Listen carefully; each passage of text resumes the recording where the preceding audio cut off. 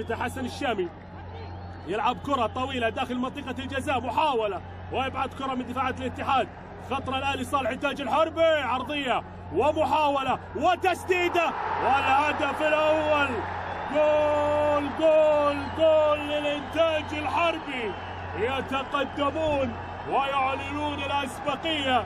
فريق نادي الإنتاج الحربي منذ البداية هدف أول للإنتاج الحربي وهدف لصلاح أمين.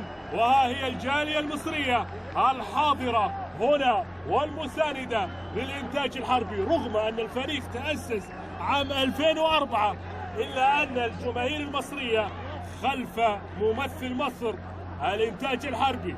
شوف التشجيع، هدف أول مبكر وتسديدة عدم رقابة كانت داخل منطقة الجزاء للاعب صلاح أمين اللي سجل هدف، وليس مجدي أو أحمد.